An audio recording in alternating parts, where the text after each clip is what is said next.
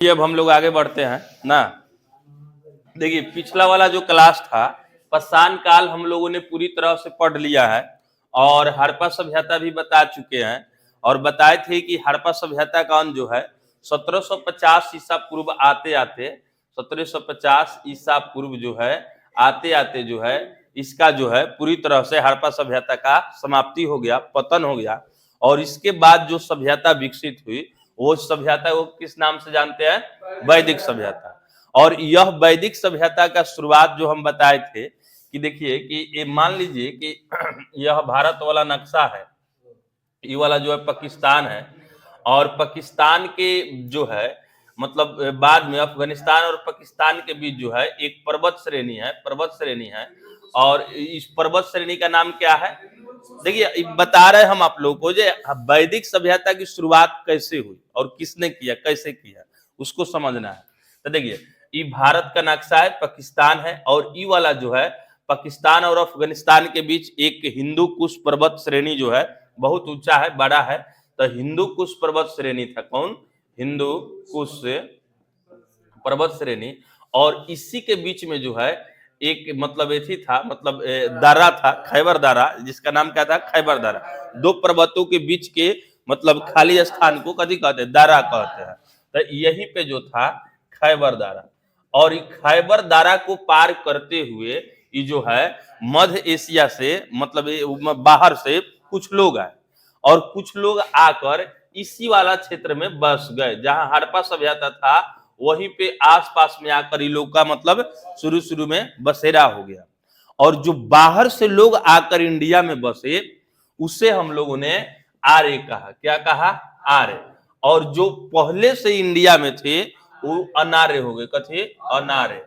मतलब यह आर्य नहीं थे। देखिए यह बाद में आए थे, यह बाद में, और यह क्या था? पहले से था, यह पहले से। अब ध्यान से समझिएगा, जो बाहर से आया और जो आकर बस गया उसका नाम हुआ क्या? आर्य। और जो सिंधु के पतन के बाद भी कुछ लोग रह गए, मतलब रहे थे, उसको कथी कहे? अनार्य। जो मूल निवासी था, यही मूल निवासी था। इस पर हम बोले भी हैं कि जीतन राम मांझी जो है अपने आप को मतलब क्या बोलते थे कि हम लोग मूल निवासी हैं।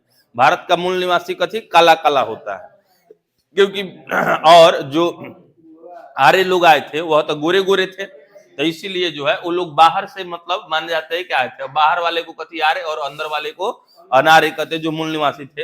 अब ध्यान तो समझिएगा, यह आर्य का अर्थ अर्थ अर्थ जो है कथी होता है? मतलब श्रेष्ठ होता है। आर्य का अर्थ क्या होगा? श्रेष्ठ या कुलीन होगा, कुलीन। और ध्यान से समझिएगा, अनार्य का मतलब होता है मूल निवासी। कथी? मूल निवासी, जो भारत में पहले से मतलब निवास करता था उसे मूल निवासी।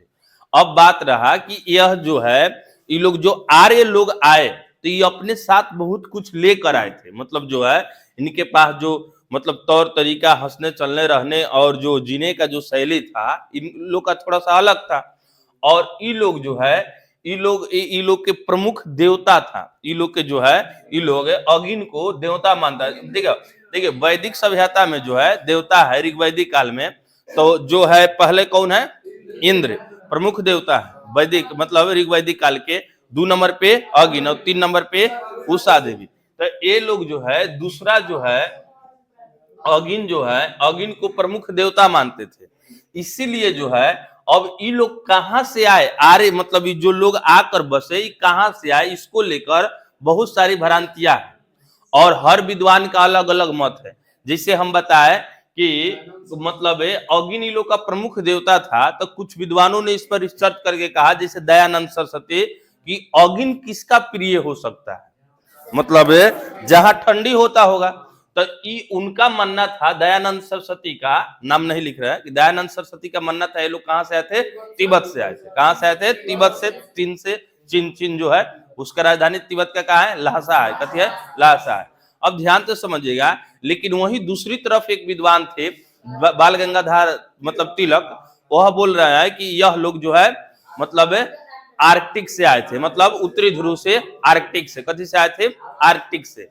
मतलब दयानंद हुआ, मतलब दया नंद सरस्वती हुए, बाल गंगाधर तिलक हुए। अब गार्डन चाइल्ड हुआ, गार्डन गार्डन चाइल्ड, और गार्डन चाइल्ड भी कहा था कथी, ये लोग रूस से आए थे, दक्षिणी रूस से आए थे।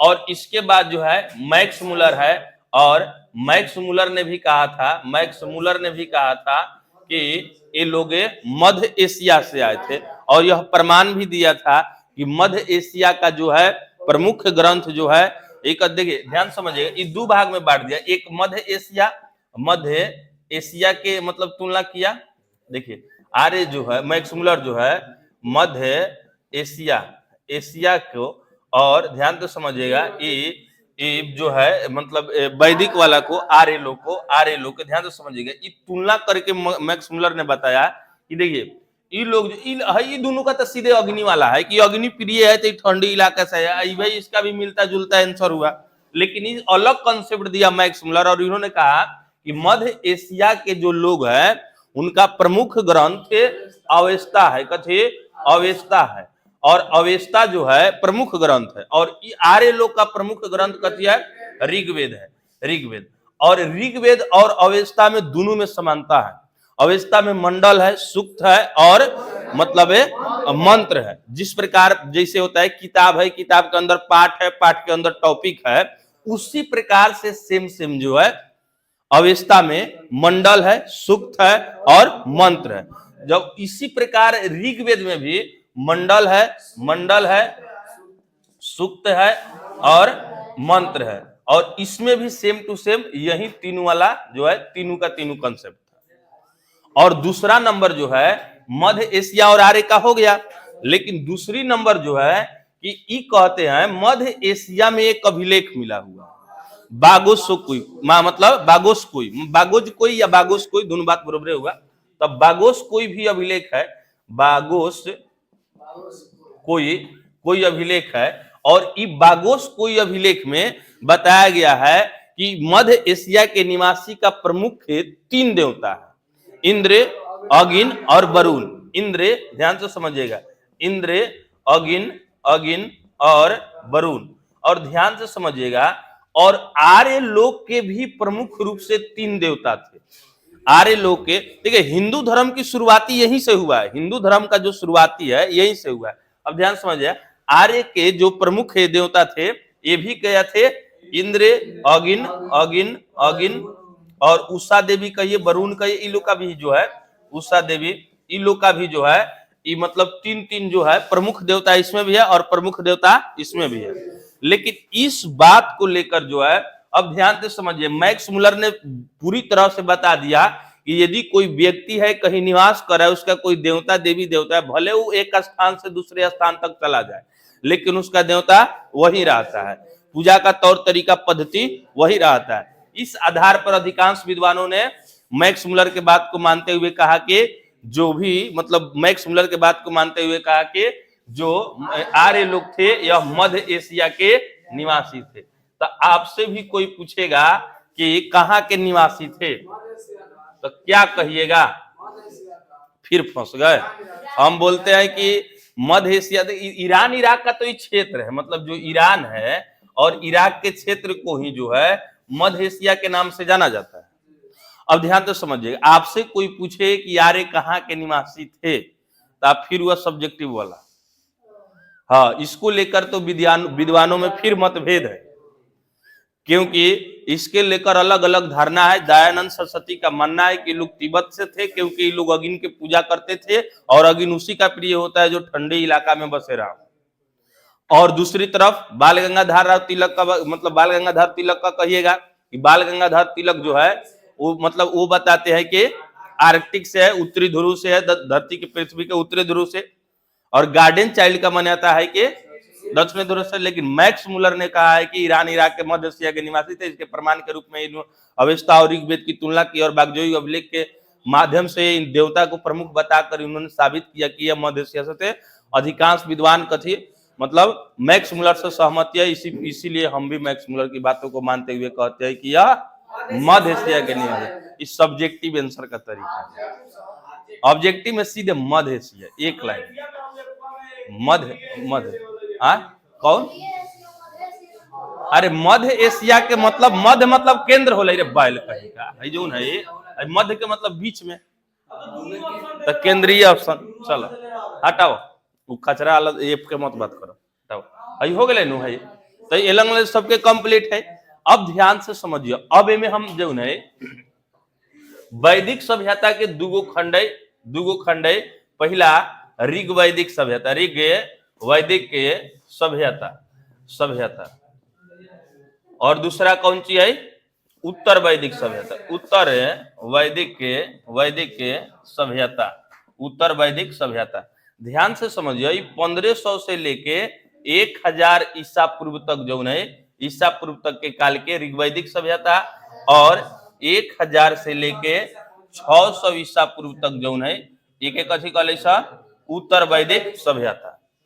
ध्यान से समझिए, अब हिंदू धर्म के जो स्टार्टिंग है, शुरुआती मानल जाला यही लंग से, काहे कि ऋग वैदिक काल में एलंग के जो ऋषि मुनि जो है ऋग्वेद के रचना कैले। देखा एलंग से नया क्लास स्टार्ट होते, ऋग्वेद के रचना कैले। और देखिए ई जो वैदिक काल के जोन भी ऋषि मुनि है ई रचना कथी के रचना कैले, वेद के। वेद कौन धातु से बनल है, वेद धातु से। और वेद धातु के अर्थ कथी होले, मतलब ज्ञान, मतलब वेद के अर्थ कथी होले, ज्ञान। तो ई लोग जो है मतलब वैदिक सभ्यता वाला लोग जो है ई वेद के रचना कल। और वेद के संख्या कई गो है, 4 गो। कौन कौन, ऋग्वेद, सामवेद 2 नंबर में, सामवेद, और 3 नंबर में यजुर्वेद, वर्जुवेद, और 4 नंबर में अथर्ववेद।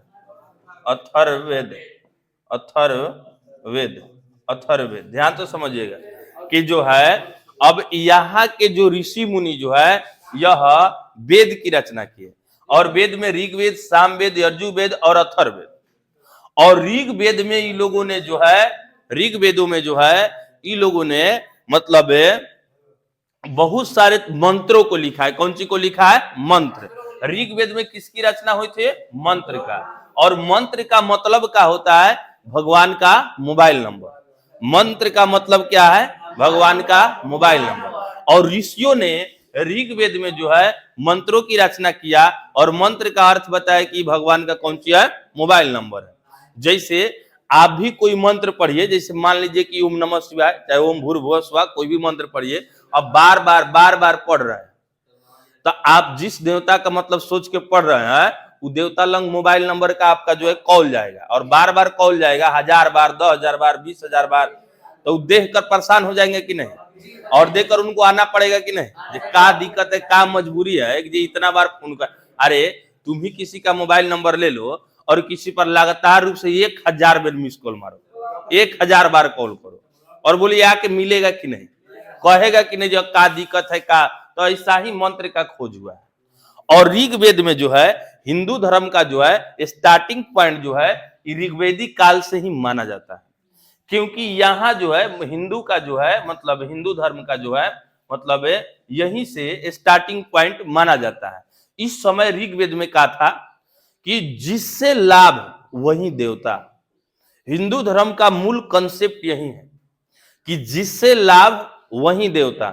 जैसे ध्यान से समझिएगा, इस समय मंदिर इस समय जो है मूर्ति पूजा नहीं है। ऋग्वेदिक काल में मूर्ति पूजा नहीं है, वो सब बाद में आया है। सामवेद, अथर्ववेद, यजुर्वेद ये सब बाद में आया। ये सब जो था ऋग्वैदिक काल में, तो ऋग्वैदिक काल अलग है।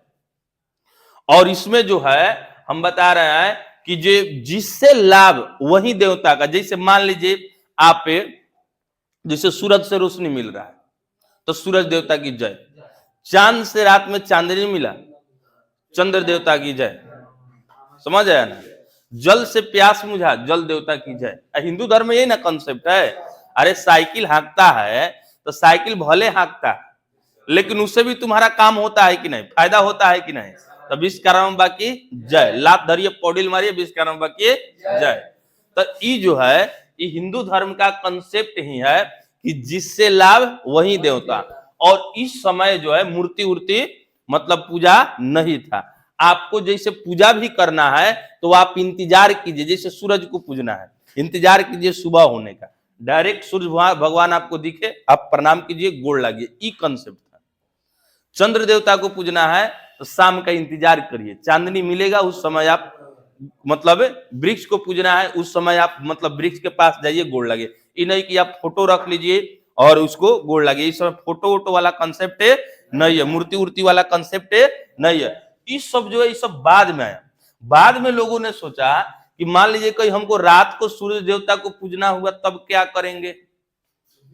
तब लोगों ने कहा इसका अर्थ है कि आप एक मंदिर बना दीजिए, एक जगह बना दीजिए, प्राण प्रतिष्ठा कर दीजिए, अब रात को भी पूजिए, दिन को भी पूजिए, 24 घंटा हाजिरी होगा।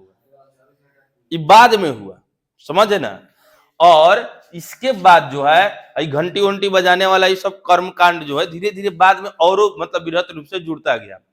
और ऋग्वेद का जो मंत्र है, देखिए मूल रूप से आपसे पूछा जाएगा कि मतलब वेद त्रयी का इतना है, वेद त्रयी में कितने वेद शामिल है, तो 3। वेद त्रयी में कितने वेद शामिल है, 3। देखिए मूल रूप से वेद 3 गो है, ऋग्वेद, सामवेद, यजुर्वेद। ऐसे में पूछेगा वेद की संख्या कितना है तो आप भी कहिएगा 4, लेकिन त्रय वेद में कहेगा कौन नहीं है तो अथर्ववेद नहीं है।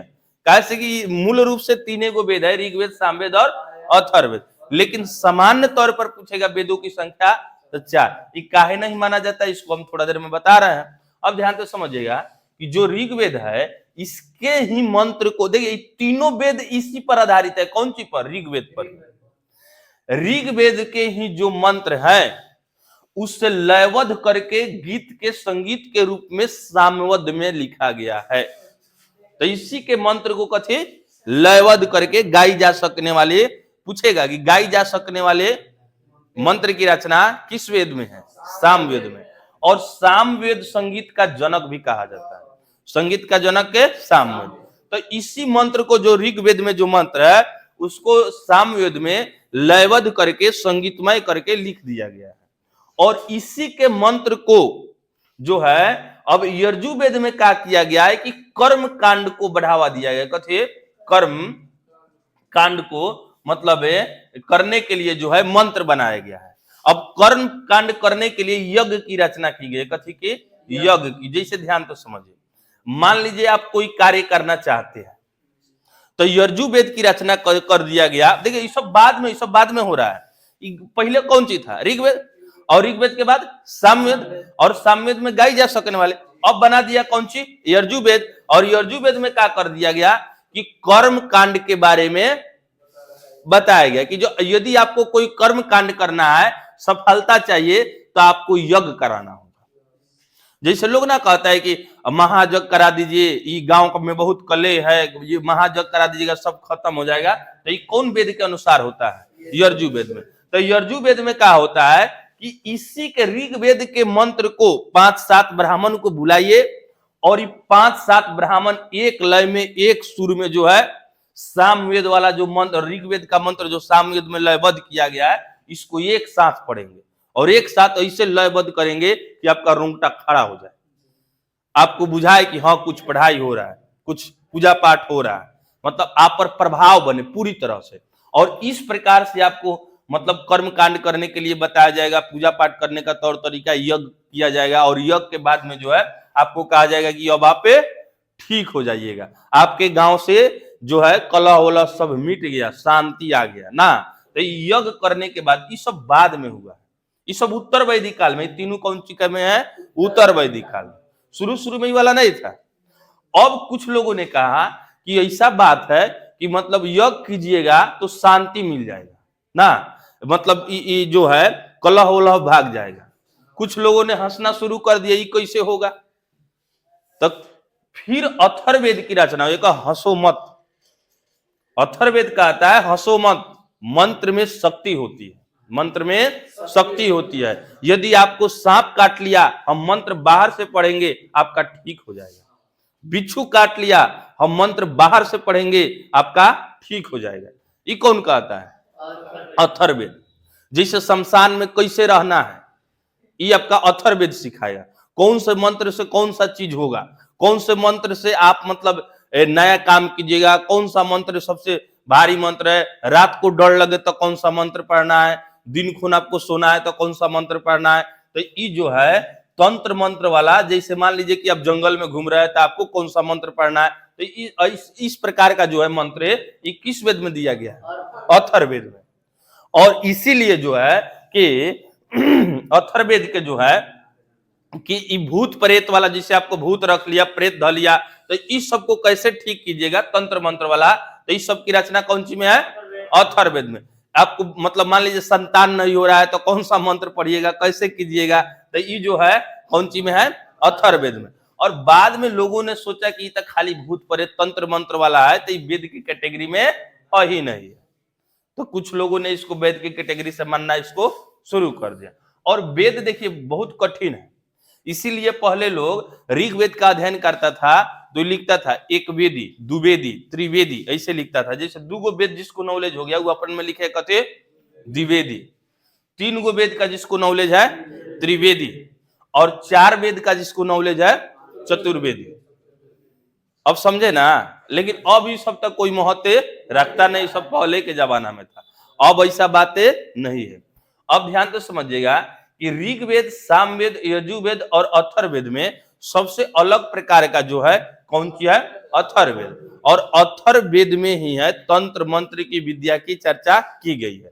अब हम लोग पढ़ेंगे मूल रूप से जो है ऋग्वेद के बारे में। और ऋग्वेद जो है अब इसमें पढ़ेंगे, इसमें मंत्र है, चातुर्वर्ण का सिद्धांत है।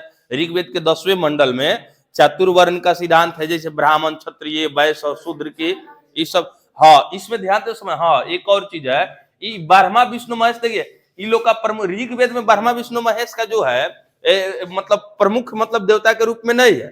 उत्तर वैदिक काल आते आते इन लोग का प्रमुख देवता हो जाएगा ब्रह्मा विष्णु महेश।